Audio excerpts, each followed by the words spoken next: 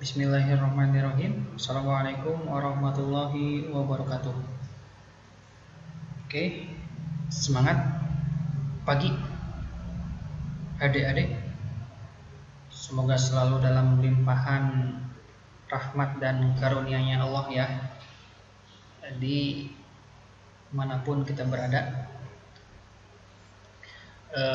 Selamat berjumpa kembali di materi daring mata pelajaran kimia.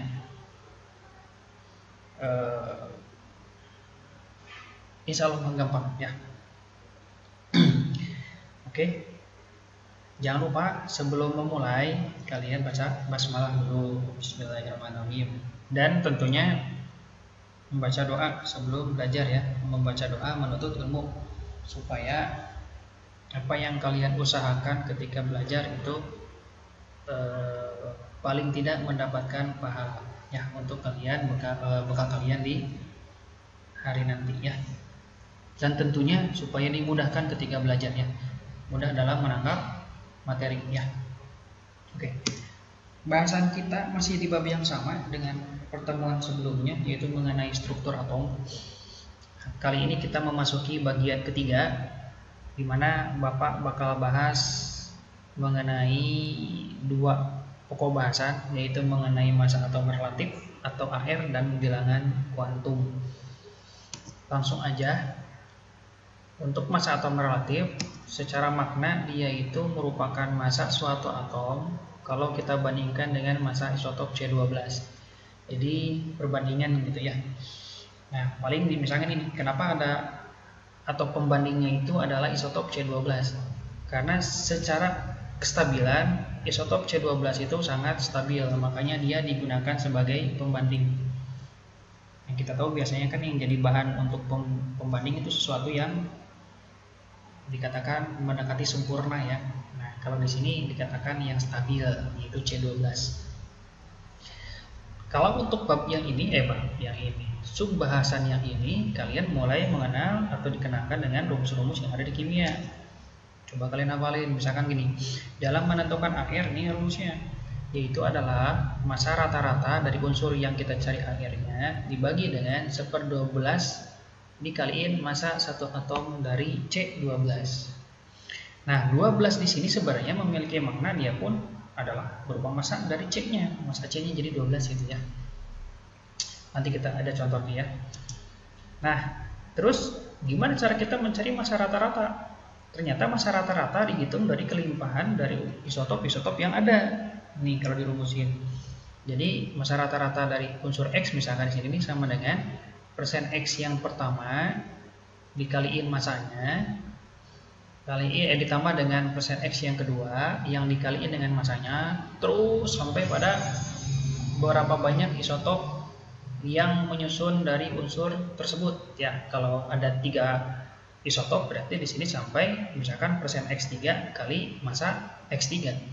Kalau ada 5 ya seterusnya. Kalau cuma 2 berarti sudah sampai selesai di sini aja, sampai sini nih ya. Oke, coba rumus ini kalian hafalkan ya. Nah, seperti biasa ada contoh soal. Gampang kok. Kita lihat. Kita punya tembaga atau Cu lambangnya. Coba dikit-dikit dihafalkan. Jadi lambang Cu itu untuk unsur tembaga ya. Katanya dia memiliki 2 macam isotop, yaitu Cu63 dan Cu65. Kalau kelimpahan Cu63-nya itu adalah 75%, ditanyain massa atom relatif dari tembaganya itu berapa katanya. Oke, seperti biasa. Di sini kalian coba data apa aja yang diketahui ya. Kita punya persen Cu63 itu tadi 75%. Berarti Cu65 itu sama dengan 100-75, sama dengan 25%. Kenapa seperti ini? Karena kita tahu bahwa persentase kan bentuknya di angka 100. Ya. Terus kalau si Cu63-nya 75 ya berarti Cu65 ya sisanya kan? Ya sisanya berarti dari 100 kurang 75. Jadi Cu63 itu 25%. Terus massa Cu63 yang tadi Bapak bilang, kalau dalam soal seperti ini kalau nyebutin Cu strip angka tertentu, nah angka tertentunya itu adalah massa. Makanya massa dari Cu63 ya berarti 63. masa CU 65 ya berarti 65 ya. Terus katanya lagi masa C12 ya berarti 12 kan itu ya. Nah, satuannya SMA ya, satuan massa atom. Nggak usah ditulis juga apa-apa. Nah, yang ditanyakan itu adalah AR. AR-nya siapa? AR-nya CU ya. Ini Bapak kurang lengkap nih. AR-nya CU. AR-nya tembaga. Massa atom relatifnya tembaga itu berapa? Nah, jawab deh. Tadi di sini kita misalin aja biar nanti nggak jelimet di bagian di rumus ya. CU63 kita jadiin sebagai CU yang satu, CU yang pertama, CU65 itu jadi CU kedua. Kalian mau tuker CU yang pertama itu yang CU65 boleh dibalik ya, nggak masalah ya. Nah, yang pertama kita hitung adalah mencari massa rata-rata dari CU, karena untuk mencari AR kan tadi di rumusnya ada massa rata-rata ya. Yaitu persen CU yang pertama kaliin masanya ditambah persen CU yang kedua juga dikali dengan masanya. Tuh. Kalau di sini kan 2 isotop, ya udah berarti cuman sampai pada yang kedua, jadi nggak ada kelanjutan ya. Dikali dengan 100%. Udah, kalian masukin deh tuh. CU yang pertama, CU yang tadi 63 75% dikali dengan 63 ditambah 25% kali 65 dibagi dengan 100%. Kalau kalian bingung kenapa dari atas berubah jadi seperti ini Bapak tuh disederhanain ya, jadi biar nggak nanti ngitungnya nggak gede-gede. Tapi kalau kalian mau hitung langsung gede-gede di apa tuh namanya, pakai yang ini langsung dikaliin terus tambahin ya kan nggak masalah ya. Nah ini Bapak coret 75 sama 100, karena di saat yang sama ini pun 25 juga bisa dicoret dengan 100. Nah dibagi berapa?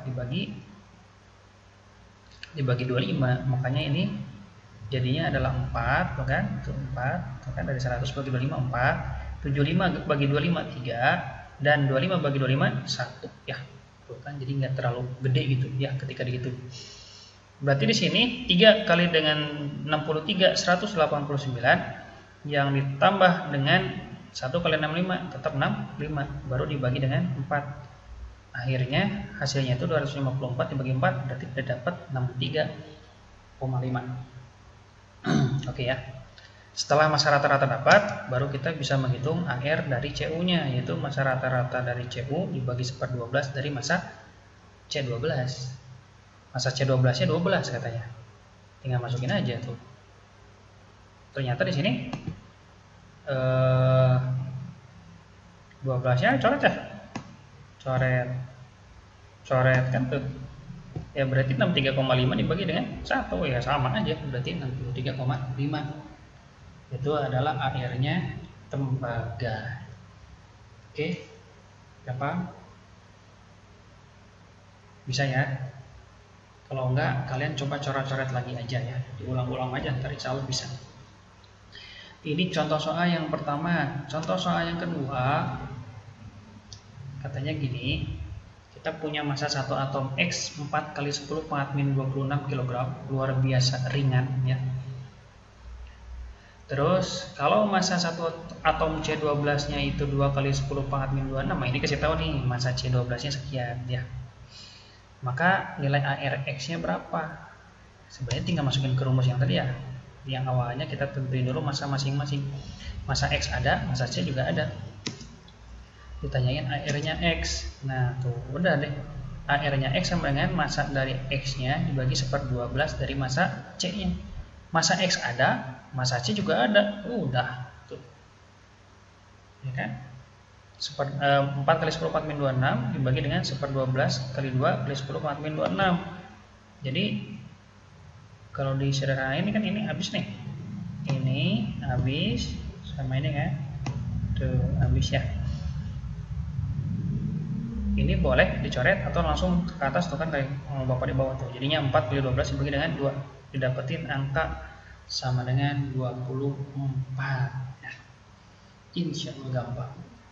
Oke ya, paham ya? Kalau nggak paham coba kayak tadi diulang, dicoba lagi, ditulis lagi beberapa kali aja. Kalau udah sampai 3 kali belum ngeh juga, mau tanya temennya silakan, mau nanya Bapak boleh ya. Ya, oke. Kita masih punya contoh soal yang ketiga ya. Jadi di sini katanya ada dua jenis isotop B. Di alam ini ada B10 sama B11. B itu lambang untuk unsur boron namanya, boron ya. Terus AR dari B-nya itu 10,8. Ditanyain kelimpahan B10. Nah, kalau kalian cermatin contoh soal 3 ini dia itu kayak kebalikan dari contoh soal 1. Kalau contoh soal 1 itu kita punya kelimpahan terus ditanyain AR. Kalau ini diketahuinya AR ditanyainnya kelimpahan, ya kan kebalikan ya. Berarti rumusnya sebenarnya sama, cuman ngutak-ngatik aja, ngutak-ngatik rumus ya. Diketahuinya massa B10 atau kita jadikan sebagai B1 itu sama dengan 10. Massa B11-nya B2 itu 11. ARB-nya tadi 10,8. Ada di soal semua ya. Ditanyainnya adalah kelimpahan atau persentase ya, itu sama aja. Dari B10. Nah, itu berapa katanya? Nah, kita misalin ya, kalau ada yang kayak gini, misalin B10 yang ditanya itu sama dengan X persen. Berarti B11-nya ya 100 min X persen, karena kan persentase maksimal 100 ya. Jadi kalau misalnya, Pak saya bikinnya B11 yang X, berarti B10-nya 100 min X, boleh gitu juga. Nanti hasilnya sama ya. Tapi saran Bapak, yang dimisalin X itu adalah yang ditanya. Biar nanti gak biar meminimalisir kekurangan penelitian ya. Itu aja sih. Tapi ya tadi sebenarnya bisa, nggak masalah ya, mau ketukar pun ya. Nah, terus kerumus deh itu kan AR ini langsung ya, kan tadi massa rata-rata sama dengan persen kali massa dan seterusnya bagi 100%. Terus AR sama dengan massa rata-rata dibagi 1/12 dan kali dengan massa C12. Jadi sebenarnya itu sama-sama aja. Jadi langsung aja boleh nih. Jadi AR itu sama dengan perkalian persen dengan massa antar isotop dibagi dengan 100% ya. Nah, AR-nya 10,8. Persen B1 tadi adalah X persen kali massanya 10, terus kali 100 min X persen kali dengan 11 per 100. Habis dari sini ini pindah ruas nih 100%-nya, dan persennya boleh dicoret ya. Nanti satuan persen itu hilang karena kan kecoret-coret sama yang di atasnya. Makanya jadi karena ini pindah ke sini ini jadi kali kan 10,8 dikali dengan 100. Jadinya 10 jadinya 1080 sama dengan X kali 10 sama dengan 10X. Terus 100 min X kali 11 ini air mancur nih. 100 kali 11 1100 min X kali 11 min 11X. Nah, ini hitung yang sukunya sama.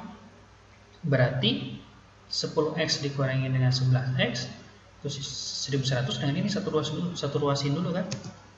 Nah, ini kalau dibikin kayak gini nih.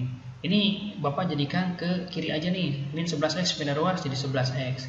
10X pindah ruas jadi min 10X kan. Terus yang ini 1100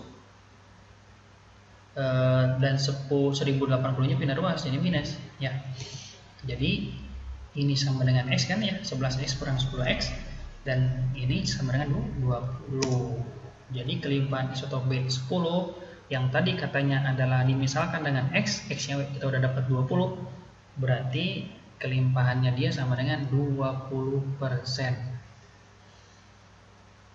Gimana, gampang kan ya? Coba hafalin rumus ya. Ada pertanyaan tentang AR? Kalau ada, sampaikan di grup atau japri ke Bapak, atau kalian chat di timeline kelas bisa ya.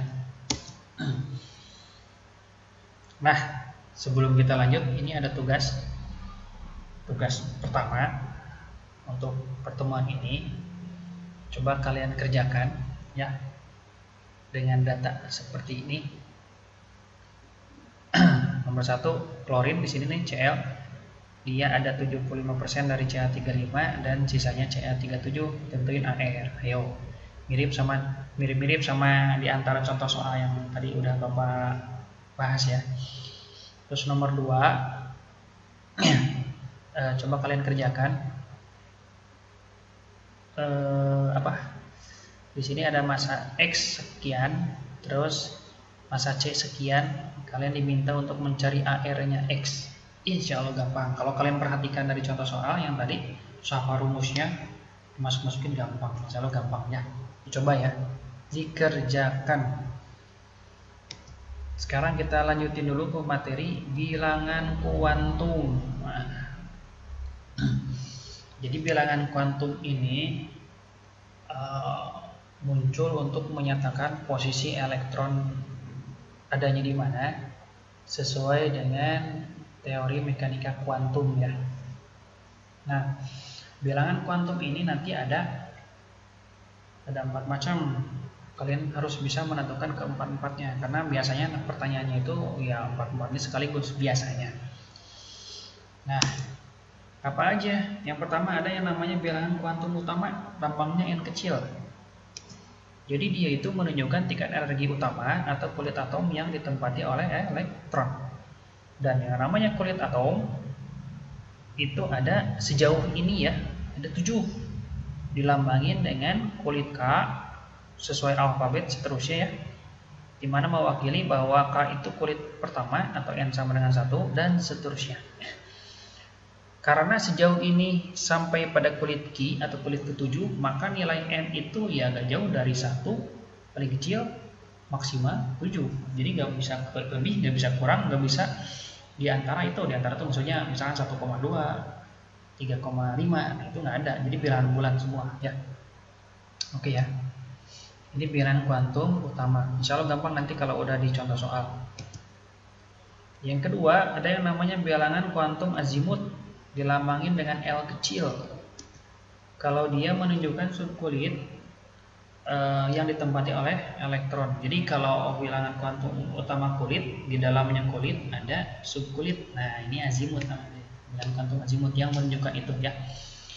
Nah selain menunjukkan keberadaan subkulit atom yang ditempati oleh elektron, bilangan kuantum azimut juga menunjukkan atau menyatakan bentuk orbitalnya. Ya, berarti nanti kita bahas tentang bentuk orbital ya. Tapi kita bahas dulu nilai dari bilangan kuantum azimut, bahwa dia itu nilainya dimulai dari 0, 1 dan maksimal itu nilainya sama dengan N-1. Jadi nggak bisa lebih ya. Nggak bisa sama, apalagi lebih dari bilangan kuantum utama. Nah, di sini bentuk orbital sejauh ini yang dikenal baru ada 4. Ada S, P, D, F dilambanginnya ya. S itu dari sharp, P itu principal bahasa Inggris, D itu diffuse, dan F itu fundamental. Dimana L-nya berurutan. Jadi S-nya itu untuk bilangan bentuk orbital S, nilai L-nya itu 0. Terus ngederet aja ya. Jadi hafalinnya gitu aja. Coba dihafalin, penting ya. Oke, nah yang tadi Bapak bilang, kita bahas dulu tentang bentuk orbital ya, karena berkaitan sama bilangan kuantum azimut. Di sini bentuk orbital kan barusan ada 4 ya. Apa aja coba? Yaitu S, P, D sama F. Nah, sekarang bentuk orbital S. Nah, bentuk orbital S di sini kalau kalian lihat, ini yang pertama yang bulat merah doang itu untuk subkulit 1S. Jadi kalau S yang di kulit pertama bentuknya kayak gini. Ini mirip kayak model atom yang Bapak gambarkan untuk mekanika kuantum di pertemuan pertama struktur atom ya. Sekitar 2 minggu atau 3 minggu yang lalu lah. Jadi gambarnya tuh kayak bulat tapi titik-titik gitu tuh. Ya. Kalau nanti di sininya selanjutnya di sini nih, ini ada 2S. Kalau 2S itu jadi ada simpulnya. Ada yang kayak lowong gitu, satu lingkaran kayak lowong putih kalau di sini digambari ya. Jadi kalau yang ada lowong 1 berarti itu 2S. Kalau yang lowongnya 2 tuh kayak gini nih, ini ada 2 kan, kayak ada 2 lapisan, itu adalah 3S dan seterusnya ya. Ini untuk S, jadi kayak bulat gitu ya, bentuk orbitalnya seperti itu. Nah, untuk P, nah udah lumayan agak-agak. Jadi di sini untuk orbital P ada 3 macam dan dia secara umum bentuknya itu kayak balon yang terpilin tengah-tengahnya. Jadi kalau kalian bayangin gini, kalian punya balon terus tengah-tengahnya itu di apa yang namanya itu ya, pakai tali misalkan nih, pakai tali di ini di apa, diikat gitu, nanti terbentuk kayak angka 8 kayak gitu ya. Nah, secara dimensi 3 dimensi ya, kalian bakal mengenal kan kayak di matematik mungkin ya, ada 3 sumbu nih, yaitu sumbu X, sumbu Y, sumbu Z ya. Misalkan gini, Pak, kenapa sumbu X di sini, Y di sini, Z di sini, enggak sama seperti yang biasa kita kenal. Ini sebenarnya sih bebas-bebas aja, mau kalian puter-puter Z di sini misalkan, X di sini, Y di sini, boleh-boleh aja sih ya. Tapi nanti pastinya pengaruh ke bentuk molekulnya. Ya, nih. Ada 3 macam. Nah, untuk orbital P. Bahasa simpelnya P di sini bisa kalian lihat dari itu balon terpilin ada di sumbu apa. Kalau balon terpilinnya ada di sumbu X ya berarti dia adalah orbital Px. Kalau ada di sumbu Y berarti dia adalah orbital Py. Dan kalau ada di sumbu Z ya berarti orbital Pz. Ya, gampang ya. Jadi lihat aja balon terpilihnya atau lingkaran-lingkarannya itu ada di sumbu apa. Di orbital P itu menunjukkan jenis orbital P-nya. Nah, oke ya. Kita lanjutin. Semakin lama nanti semakin banyak jenisnya ya. Sekarang orbital D atau diffuse. Tuh kan ada 5. Kalau di orbital P itu balon terpilihnya 1. Kalau di orbital D balon terpilihnya itu ada 2. Makanya di sini bentuknya jadi kayak bulatannya jadi ada 4 ya, karena kan 2 dibagi berarti kotaknya jadi ada 4. Mungkin yang sedikit aneh itu nanti yang ini. Dan ini coba kalian hafalin, agak sedikit beda, gak sesimpel di orbital kayak di orbital P. Di orbital D ini kalau balon-balon terpilihnya itu pas di sumbu X dan sumbu Y berarti dia merupakan orbital dx kuadrat min y kuadrat. Coba dihafalin. Jadi kalau pas di sumbu dia ada kuadratnya. Kalau nggak di sumbu, maksudnya di antara sumbu dia nggak ada kuadratnya. Nah, khusus untuk ini beda sendiri, khusus ya. Jadi bisa dibilang sebenarnya yang paling simpel dihafalin itu yang ini nih. Kalau dia itu ada di sumbu Z ya, ini kalau kalian lihat dari gambarnya ini maksudnya apa? Ini sama ya, berarti yang disamain dengan yang kiri. Jadi ini sumbu Z yang tegak, sumbu Y yang sini, sumbu X yang sini ya, itu ya, samain dengan yang paling kiri ya. Untuk melihat sumbunya. Nah, balik lagi. Karena balon terpilihnya ada di sumbu Z, maka dia Z-nya kuadrat. Tapi kenapa DZ kuadrat aja? Simpelnya di sini kan tuh ada cincin yang melingkar ya. Nah, ini yang khasnya dari orbital DZ kuadrat. Jadi justru lebih gampang menghafalkan ini ya dibanding yang lain. Oke, sekarang ini. Kalau kita lihat di 2 orbital pertama bahwa balon terpilihnya itu pas di sumbu.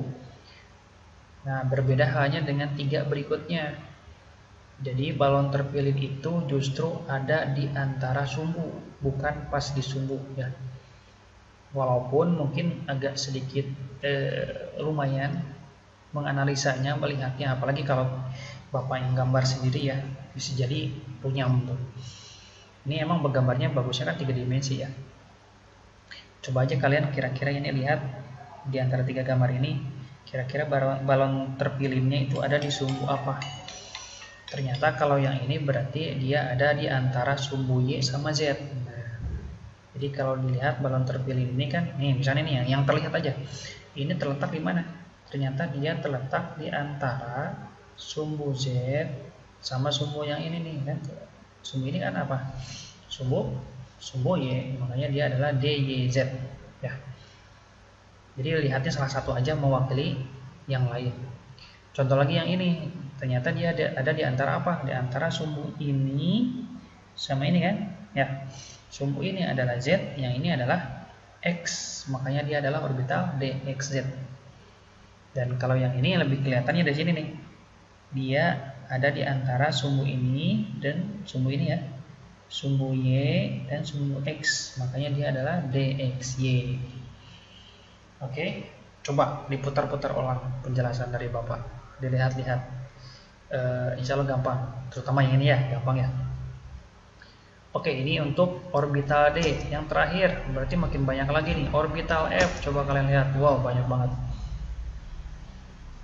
Jadi kalau orbital S itu cuman bulat aja satu, orbital P ada balon terpilin hasilnya jadi 2. Kalau orbital D ada 2 balon terpilin hasilnya jadi 4. Maka kalau F ada 3 balon terpilin ibaratnya ya, hasilnya jadi ada berapa? Ada 7, kok 7, ada 6 ya. Tapi itu cuman peristilahan ya, peristilahan Bapak aja. Nah, ini cuman sebatas tahu aja, berarti di sini nanti bentuk orbital ada 7 ya. Biasanya kalau di LKS di buku-buku itu nggak sampai sejauh ini ya. Jadi cukup tahu aja ya. Jadi ternyata bentuk orbital F ada 7. Nah, macam-macam kayak gini. Jadi lumayan. Gambarnya bagus-bagus sih ya. Ya, oke. Setelah diselingi sama bentuk orbital, kita lanjutkan kembali ke bilangan kuantum ya. Setelah tadi kan ada bilangan kuantum utama, terus bilangan kuantum azimut. Nah, sekarang adalah bilangan kuantum magnetik atau lambangnya M. Jadi bilangan kuantum magnetik ini menunjukkan orbital atom yang ditempati oleh elektron, dan nilai M-nya bergantung pada kuantum azimut, karena M itu nilainya, peluangnya ada di antara min L sampai dengan plus L. Jadi kalau misalkan kita punya suhu di 3D, yang berarti nilai kuantum azimutnya atau L-nya sama dengan 2, maka nilai bilangan kuantum magnetiknya adalah dari min 2 sampai dengan plus 2. Min 2 sampai plus 2 ada angka apa aja? Di antara mereka kan ada min 1, ada 0, dan ada plus 1. Jadi ada 5 peluang. Nah, mungkin nanti selanjutnya persis yang mana kita lihat dari contoh soal ya. Tapi sebelum itu yang terakhir itu adalah bilangan kuantum spin. Jadi bilangan kuantum spin itu menunjukkan arah rotasi elektron pada sumbu orbital. Di sini ada 2 ya. Yang pertama, kalau rotasinya searah jarum jam, berarti nilai S-nya itu sama dengan positif setengah. Ini nanti itu bukan berarti gambarnya bakal seperti ini. Jadi nanti gambarnya itu dalam bentuk kotak berisi panah, di mana panah ini menggambarkan elektron. Kalau arah panahnya itu ke atas, berarti maknanya rotasinya itu atau searah jarum jam, berarti nilai S-nya sama dengan positif setengah. Kalau angka setengahnya dari sananya ya. Nah, kalau rotasinya itu berlawanan arah jarum jam, berarti nilai S-nya sama dengan min setengah. Nah, nanti penampakan panahnya itu biasanya gini, walaupun sebenarnya bukan berarti wajib gini, karena yang dilihat itu elektron yang paling terakhir, berarti yang ini yang dilihat. Kalau yang paling terakhirnya itu arahnya ke bawah, berarti dia itu rotasinya berlawanan arah jarum jam, maka nilai S-nya sama dengan min setengah. Cuman umumnya elektron yang arahnya ke bawah itu terjadi kalau udah ada yang ke atas dulu gitu ya. Tapi nggak mutlak, cuman umumnya aja. Ini kesepakatan ilmuwan aja. Oke, gampang ya, sip ya. Oke, kita lanjutkan ke contoh soalnya nih untuk lebih memahami lah. Coba kita ini ya, insya Allah gampang. Contoh soalnya kayak gini. kalian diminta untuk menentukan harga keempat bilangan kuantum untuk elektron terakhir pada 3p4. Nih, 3p4. Insya Allah gampang. Coba lihat, coba perhatikan, fokus. Jadi angka depan itu menunjukkan kulit ya. Sedangkan huruf sampingnya ini menunjukkan bentuk orbital. Jadi ketika kulit sama bentuk orbital digabung disebutlah yang namanya subkulit.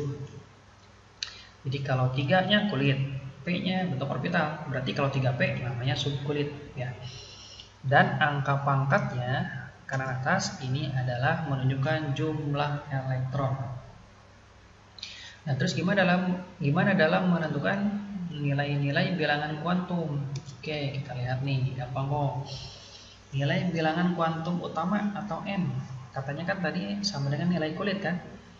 Berarti sama dengan 3 kan, sesuai dengan ada yang di sini ya. Yang ini tadi ya. Terus untuk bilangan kuantum azimut L sesuai dengan bentuk orbitalnya. Karena bentuk orbitalnya adalah P, berarti dia adalah nilainya sama dengan 1. Kalau ini hafalan ya.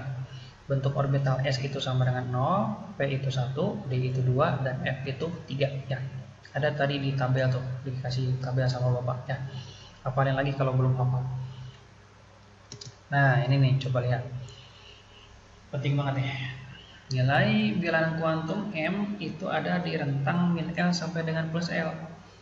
Karena L-nya tadi 1, berarti dari min 1 sampai plus 1. Dari min 1 sampai dengan plus 1 kan cuma tinggal 0 ya. Di antara mereka berdua. Makanya jadi ada min 1, 0 sama positif 1 sebagai peluang nilai M-nya. Jadi pilihannya di antara 3 ini kalau di kasus soal ini untuk nilai M. Terus kalau kalian lihat di sini banyaknya pilihan angka, nantinya dia itu menjadi banyaknya kotak istilahnya, banyaknya orbital nih. Tuh. Kotaknya ada 3 karena angkanya ada 3, yaitu min 1, 0 dan positif 1. Nah, kotak ini nantinya atau namanya orbital sebenarnya ya, yang akan diisi oleh elektron. Kalau di sini kan 4 ya. Jadi nanti 4 elektronnya itu mengisi orbital-orbital di sini. Dan elektron seperti yang udah Bapak bilang sebelumnya, dia itu digambarkan dalam bentuk panah kalau di sini. Terus setiap satu kotak maksimal berisi 2 elektron aja atau 2 panah. Ya, nggak boleh lebih.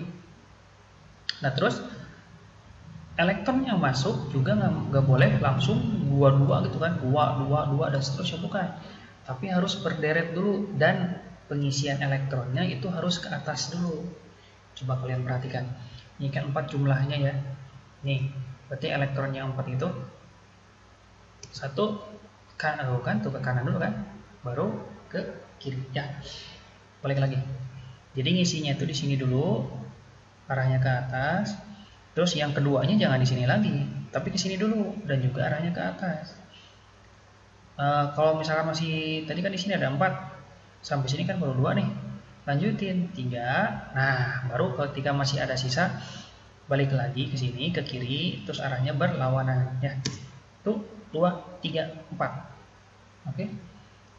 1, 2, 3, 4. Jadi bukan 1, 2, 3, 4, bukan itu ya. Jadi atas baru bawah ya. Kalau dia misalkan ada 5, berarti di sini nih ke bawah ya.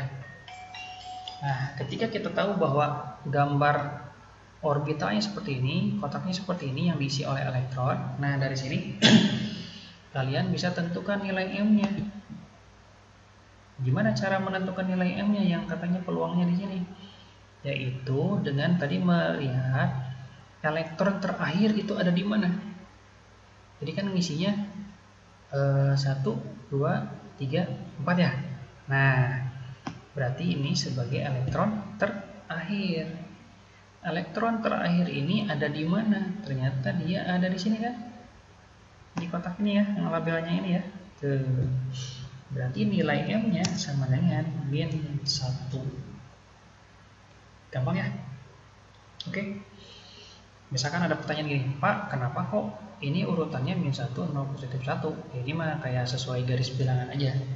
Ya, jadi bukan 0 min 1, 1 misalkan, atau plus 1 min 1, 0. Ya, urutannya sesuai garis bilangan aja biar nggak bingung. Ya, oke, itu.